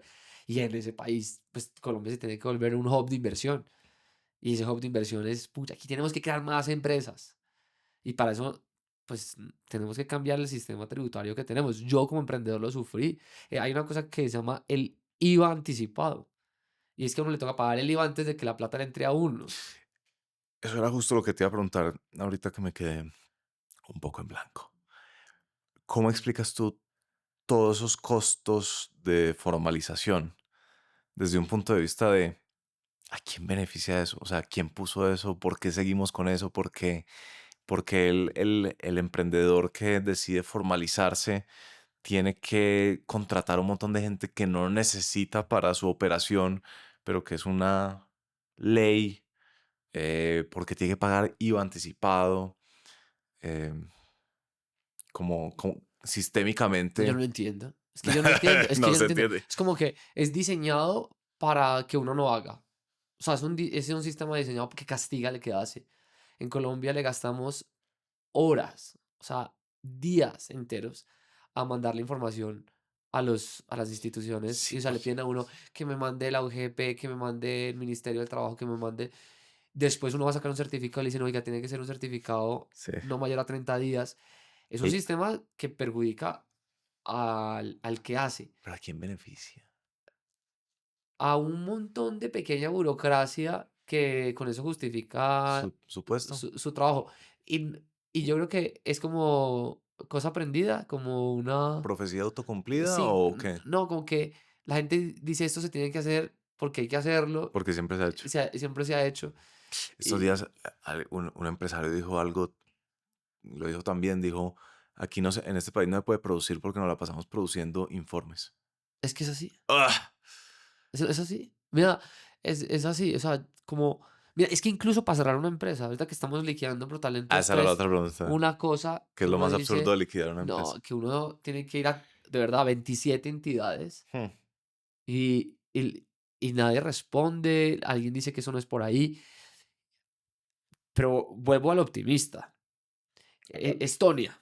Estonia, te encanta Marica, Estonia. sí, marica, El Estonia. único colombiano que habla de Estonia. O sea, sí, pero miren, es que Estonia en el 91 era un, un país sin futuro. Y, o sea, habían salido del comunismo, pobres, y se organizaron, dicho, dijeron, venga, salgamos de esto. Y volvieron, una cosa muy importante era hacer un estado digital. Hoy uno en Estonia, en un clic, resuelve absolutamente todo. Las entidades se intercomunican con ellas. Hay una ley que dice que si tú ya le diste un dato al Estado, no te lo puede volver a pedir. Uy, Entonces, imagínate esa. eso es lo que tenemos que hacer en Imagínate Colombia. esa. Entonces, yo creo que perdemos mucho tiempo en eso. ¿A quién beneficia? A un montón de burocracia, pero no porque esa gente diga, uy, qué rico hacer esto. Yo creo que es parte como de una mentalidad de no diseñarnos un país basado en algo que es la confianza. Hmm. Porque está diseñado es porque Desconfiamos. desconfiamos absolutamente en que cuál es el que me va a hacer el daño y Sí. por eso es que generamos unas cosas que son absurdas. Eh, digamos, a mi papá que, pues, digamos, ya es un señor mayor, le toca ir cada mes a demostrar que está vivo, porque no son capaces de utilizar tecnología Ah, para que él muestre que esté vivo, si sí, es que quieren demostrar que está vivo, sí. y, y le ¿Para toca la pensión la o qué? pensión, la pensión. Pero la peor, una amiga me estaba contando la semana pasada, su papá se murió y fue a hacer unas vueltas en el banco y le pidieron un certificado de defunción no mayor de 30 días, ok, en un solo banco. Pero después fue a hacer una vuelta de un papel de un carro y le pidieron exactamente el mismo papel, pero le pedían que no fuera expedido en menos de 15 días. En Estonia, vuelvo, insisto, en Estonia hay una cosa súper chévere. Si tú informas que un familiar tuyo se murió y mandas el certificado de defunción, eso se lo comunican con interoperabilidad a todas las instituciones. Ya hay tecnología para que vivamos Sí, pues rico, porque sí. yo creo que nos pasamos, como es que dijo el empresario, no Aquí en este producimos. país no producimos porque nos la pasamos produciendo informes. Sí, sí. Qué fuerte, O tío. sea, es que es así. Qué fuerte, tío. Y es. Viva eh, Estonia. viva Estonia. O sea, hay puntos que yo sí creo que. Y esas son como las transformaciones silenciosas Sí. que uno cambia. Mira que en estos días yo puse en un post de LinkedIn de si Colombia fuera como Nubank. Ujú. Porque, digamos, a mí no me están pagando por decir esto. Y ojalá Nubank patrocinara temporal. Pero en Nubank a uno lo tratan confían en uno. Sí. ¿Sí? No parten de la desconfianza. Mm. Ponen toda la tecnología para verificar que uno es. Todo se soluciona a un clic. Uno pide un certificado, hay un clic. No tienen oficinas. Y yo creo que Colombia debe parecerse mucho a Nubank. David Vélez, como yo, ahí me inscribió ahí en LinkedIn, porque yo creo que Colombia sí tiene mucho que aprender de empresas Mm. como Nubank o países como Estonia, donde nos devuelvan el tiempo. Sí. Porque si uno tiene más tiempo, puede hacer lo que quiera con él, o monetizar los talentos, o producir más, como dice el empresario, Sí. o hacer lo que le dé la gana. Ya que hablaste de Tocqueville, él en Democracia en América, que Justo lo estoy leyendo este semestre, ya sabía, ¿cierto? No, No, ¿no no, sabías? yo también me lo estoy releyendo ¿De este verdad? semestre, sí, no sabía. Ah, wow, lo estoy leyendo por primera vez. Bueno, Muy ¿no? bueno. Porque además, él fue a los Estados Unidos a revisar el sistema carcelario. Por eso fue que fue a Ah, escribir, ¿fue a las él cárceles? escribió, él lo mandaron en Francia. Sí. Ah, oiga, vaya y averigüe cómo es que funciona el sistema penitenciario en Estados Ah, Unidos. no sabía eso. Ese fue el objetivo, para entender cómo era que la justicia les estaba ayudando a ellos, qué era lo que estaban creando, cómo funcionaba. Y cuando este señor llega y empieza a decir, espérese un segundo, acá la gente va es que a clubes de lectura, a clubes religiosos. ¿Qué es esta vaina? Oye, aquí Mm, el tema de Estado no se trata como de una institución por allá, sino que cada uno tiene que hacer algo para sí, mejorar la calle. Entonces, esa fue su misión. Y lo impresionante, para que me cuentes de la lectura que estás haciendo ahorita, es Estados Unidos tenía solo 55 años de constitución y ya estaba demostrando el poder de la organización colectiva sí.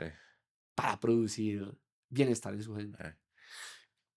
Una de las cosas que dice, me pareció muy interesante, es que uno de los factores conducentes a que la democracia en América sea funcional es que no hay una capital.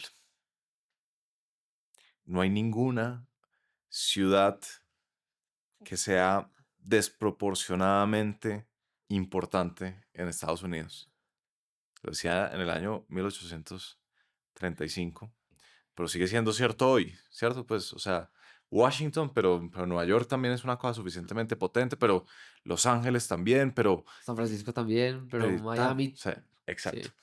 Em, Porque cuando una capital es tan potente, la gente que manda en esa capital pues termina teniendo un efecto desproporcionado sobre cómo se conduce una democracia y termina siendo un grupillo que tiene unos intereses que no necesariamente coinciden con los intereses de todo el mundo alrededor. Tú que eres de provincia, como yo, pero pues ya llevas viviendo en Bogotá unos buenos años, ¿cómo es, qué, qué visión tienes sobre esto en Colombia, sobre nuestro centralismo, sobre nuestras regiones, pensando en sistemas? ¿Qué crees que hay que organizar ahí? Yo creo que lo más grave, digamos, que hoy tiene Colombia frente a eso y es un problema de organización, Sí. es la relación nación-ciudad. Hoy, y es el caso de Bogotá. El alcalde de Bogotá quiere hacer un proyecto Ujú. y necesita que el ministro de Hacienda de una ciudad como Bogotá, que tiene buenas finanzas, un gran equipo en el ministerio, en la Secretaría de Hacienda, le toca ir a pedir permiso a la nación para hacerlo. Entonces, yo creo que si no tratamos a las regiones y a las ciudades como adultos en muchas de las cosas, pues va a ser imposible poder generar condiciones de crecimiento para su gente. Entonces, pues yo creo que la relación tiene que cambiar en, oiga, ¿cuál es mi grado de adultez frente al Sí, manejo de los recursos públicos? sí, Y de acuerdo a eso, a mí me deberían activar ciertos permisos, no solamente en el tema de los créditos, sino en educación también. Una institución, digamos, una Secretaría de Educación de Bogotá que tiene unas capacidades, le deberían permitir acreditar ciertos programas de educación de universidades. Eso todavía sigue siendo el Ministerio de Educación Nacional el que le permite a una universidad si puede hacer una actualización de un programa. Oiga, el mercado laboral está exigiendo un cambio de habilidades. Eso debería estar rápidamente la Secretaría de Educación de Bogotá trabajando con los empresarios de Bogotá, que lo que necesitan, listo, venga a la universidad y la cambian rápido. Entonces yo creo que está ese principal reto de, l- digamos, la ciudad y el país.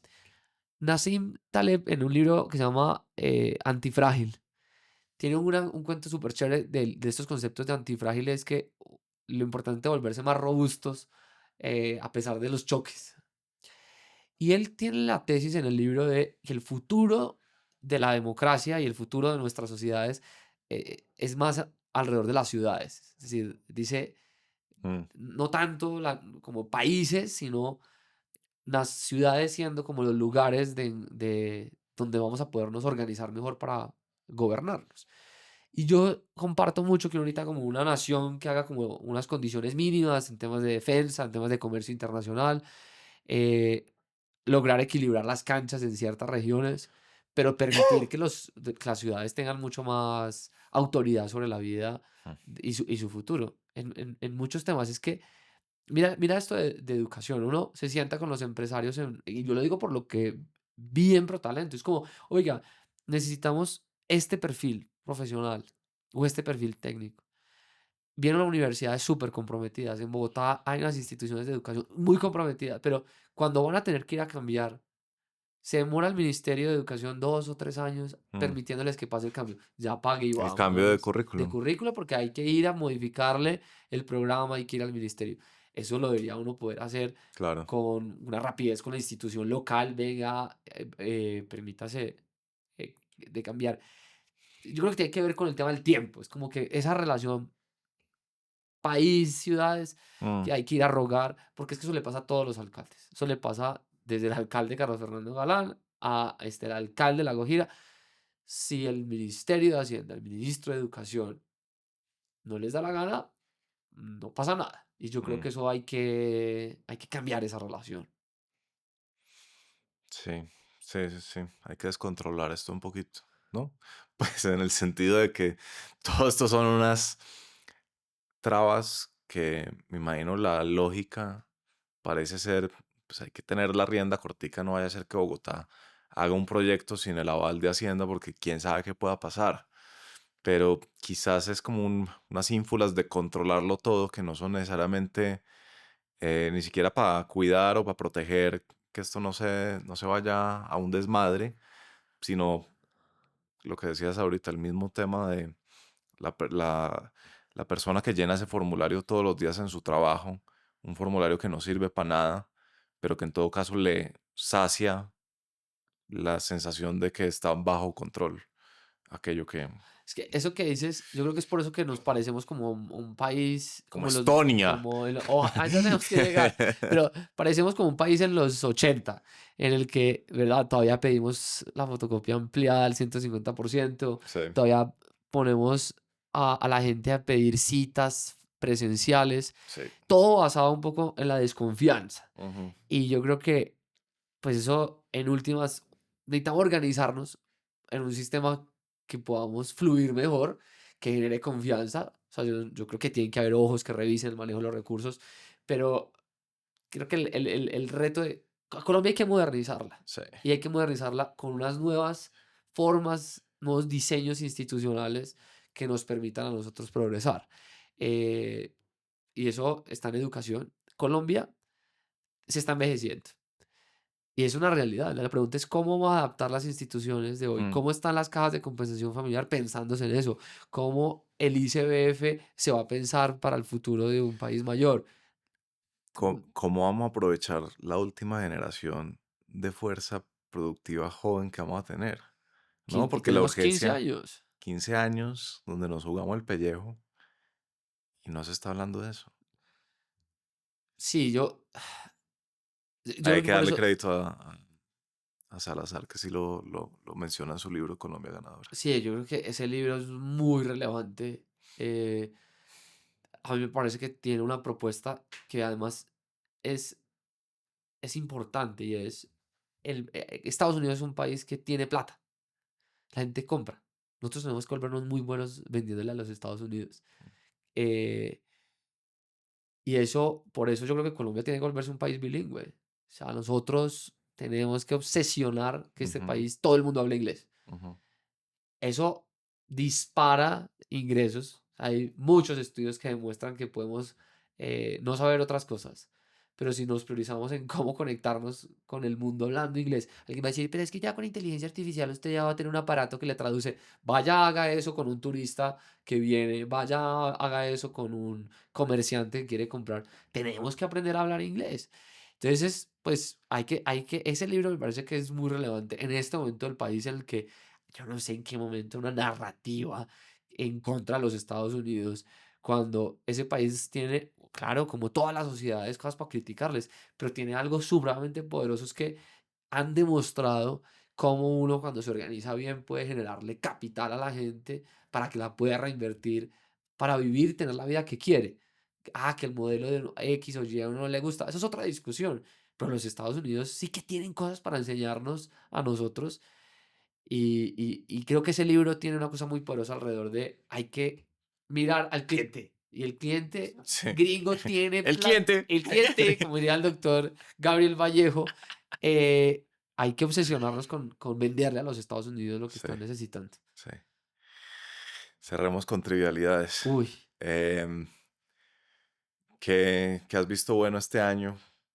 El problema que si uno no prepara estas preguntas con antelación, siempre va a escoger las más recientes en la mente.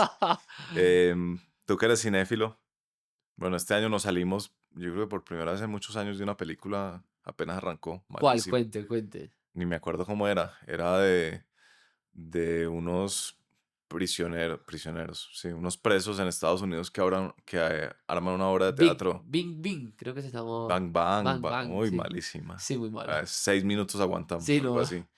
Pero tú que eres cinéfilo, ¿qué has visto bueno, memorable? ¿Qué te viene a la mente? Películas. Si quieres arranco yo mientras tú Por piensas. favor, por favor. ¿Te viste la de House of Dynamite? No, Apenas salió en ok. Netflix. ¡Ah! ¡Qué película, non! Es los 18 minutos que transcurren entre que se lanza la primera bomba nuclear y que cae. Ay, Y es buenísimo. suspenso y es tensión y es desde la perspectiva del gobierno de Estados Unidos tomando la decisión. Que además hay un montón de ahí como de dimensiones como de game theory, de ellos no saben, o sea, primero nadie sabe quién la lanzó, pero, pero los enemigos históricos no saben que ellos no saben que, entonces hay como un montón de posibles escenarios como de escalamiento de, pues vamos a movilizar nuestro ejército porque esta gente va a asumir que fuimos nosotros. Y como uno desactiva esa vaina. Espectacular. Buenísima. ¿Qué otra? ¿Todavía no se te ocurrió ninguna o No, qué? sí, no, mira que estaba pensando en una medio ñoña, pero me pareció bacanísima. Es un documental del hermano de Vargas Llosa. Ja, eh, Está en YouTube alrededor de las dictaduras en América Latina. sí. Y tiene una, y es que en su inicio muestra cómo en Venezuela, antes de la llegada de Chávez, Mm, había una novela que antecitos de que de Chávez ganara, eh, na- se dedicó a hablar mal de la clase política venezolana. Y él cuenta en el documental cómo al final la novela sirvió para ambientar el discurso de Chávez. mm, Y yo creo que parte de esto de las narrativas, yo creo sí. que es como el poder que tiene el entretenimiento, que tiene las historias que nos contamos para ambientar ciertas cosas. Y es Ah, supremamente interesante porque, digamos, es un pedacito del documental, porque él va y entonces habla de Evo y habla de Lula y habla de Chávez, digamos, es un pedazo del de Venezuela. Pero creo que me llamó mucho la atención por eso, mm. porque yo ¿Cómo creo se que llama? búscalo como las dictaduras en América Latina, Vargas Llosa, Ya. el hermano. Y además porque pensé mucho como alrededor de que en Colombia hoy todavía nuestra televisión parece en los 90, digamos, digamos, uno la prende y ve Café con aroma de mujer o La Mejorada o La Antigua o Betty. Y ahí yo creo que tenemos como un reto de cómo incluso narrativamente Mm, salimos de los 90. Porque yo creo que estamos en muchas cosas en los 90. La televisión parece en los 90. sí, es verdad. La crisis energética que está viviendo el país, muchas cosas están en los 90.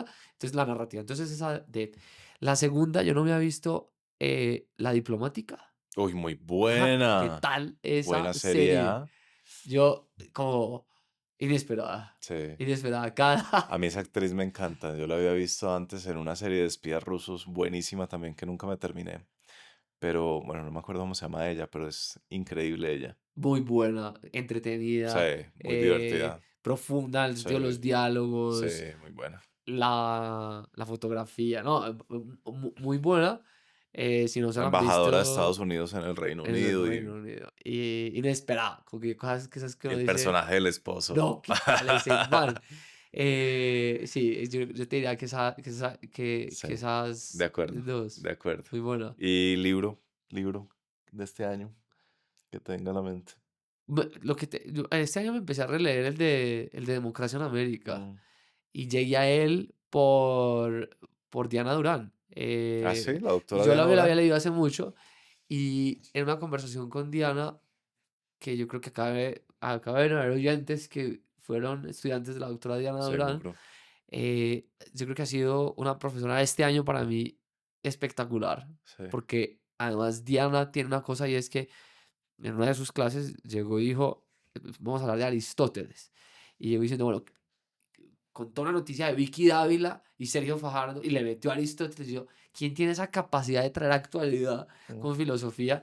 Y volví a ese libro de Alexis de Tocqueville por estas preguntas que yo me estoy haciendo, es cómo nos organizamos mejor para resolver como los problemas que tenemos en este momento en Colombia. Muy bueno. Pues Juan David Aristizábal, 200 episodios de la temporada. Yo lo felicito. No, muchas gracias. Disciplina, No, trabajo. no, y gracias de verdad a ti eh, porque, como lo dije al principio, has estado, no, quizás no tan visible acá en este proyecto, pero sí en la trasescena, siendo crucial. y yo voy a aprovechar para decir algo en este episodio. Atemporal es uno de los productos de educación, de contenidos. Salió por ahí usted en el top 3 de cifras y conceptos como uno de los más leídos para entender las noticias. Era la lista, ¿no? Sí, Como sí, usted para dónde lee informarse. noticias, Yo no sé qué se informa. pero y prométame que no va a borrar esto. Este tipo de proyectos existen porque hay empresas y patrocinadores para hacerlo Es verdad. y los necesitamos mucho más hoy para lo que viene en el 2026, que estos espacios sigan existiendo. Entonces, estamos buscando patrocinios para temporal Sos. para que siga existiendo. Sí, Andrés, porque usted no, usted me ha dicho, usted habla muy bien de sus patrocinadores que le patrocinan, pero yo hago el papel por usted, como lo he hecho estos años, pedir plata para Andrés. Y estamos buscando más patrocinios, estamos revisando. Hay unos que ya nos han mandado, hay unos nos ha tocado decir que no porque no nos gustan tanto, pero necesitamos los patrocinadores para lo que viene en el 2026 porque la temporal sí que tiene futuro como lo tiene Colombia. Gracias, socio. Que no vaya a parecer que te invité Oiga, y para al ese mensaje final, final. venga, pero espérese, antes de que nos vayamos, entrelazados, el libro del presidente Gaviria con Luis Carlos Galán Ajá. Y con Virgilio Barco. y con Virgilio Barco. Se te iba olvidándole el nombre crucial de El este nombre, no, podcast. porque es atemporal de Virgilio Barco. ¿Qué te quedó? Creo que tiene unas cosas que nunca había revelado. Que creo que solo por eso vale la pena leerlo. Creo que yo cuando le hice la entrevista al presidente Gaviria,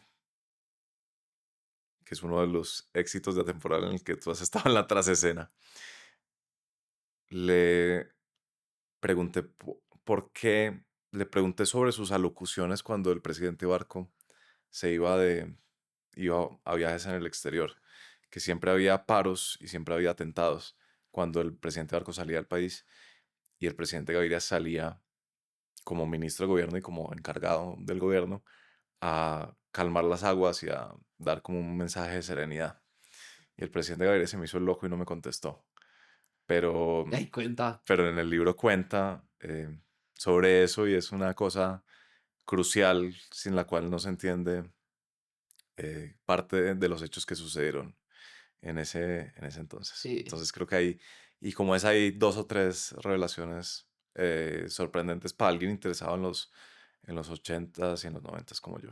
Y hay una cosa que del perfil de Luis Carlos Galán, incluso también de Barco, de la obsesión de conectar a Colombia con el mundo. Mm, Como Colombia puede ser un país muy rico y muy próspero, los colombianos pueden, si se obsesionaran con mirar al mundo, y como sí, esa mirada de Luis Carlos Galán pensando en esa palabra de la globalización. Eh, y yo creo que ese es otro libro que hay que meter en el del año, sí, porque yo creo que le hace falta, necesita una edición 2.0, o sea, como que de necesito que lo acuerdo. vuelvan a a leer, porque yo creo que en el afán de sacarlo, como en todos los libros, a nosotros nos pasó también en la primera edición, Sí, salen cosas, pero sí creo que es un libro con el que uno puede entender mucho como esa época. Y hay algo, Andrés, que a mí me sorprende, y es el, el camino que tenía Colombia en los 90 podía haber sido un camino de apostarle al miedo, apostarle al odio, apostarle a culpar al señor de la barriga todos los males de Colombia. sí, Y lo que hicieron fue, después del asesinato de Luis Carlos Galán, fue proponerle al país una visión muy clara de un norte. sí, Y yo creo que en este momento en Colombia necesitamos más eso, eso, como lo hicieron con los chilenos para sí. sacar a Pinochet. No fue, fue literal, la campaña era la alegría ya viene con Chile, contundencia. la La alegría alegría ya ya viene. viene. Yo creo que eso es lo que necesita Colombia. Es como una propuesta de país donde sea un país en el que nos queramos quedar. Sí, Esto no se trata en contra de una campaña en contra de X o Y. Yo creo que nos pone en un loop que incluso puede ser el que no queramos. sí, eso fue increíble. En el momento de la guerra más atroz, la campaña de Gaviria no habló de guerra, pudiendo haberlo hecho, pudiendo haber dicho como yo soy el que va a acabar con Escobar. No, era Bienvenidos al futuro. buena Gracias, sociedad. Andrés. Gracias. Felicitaciones.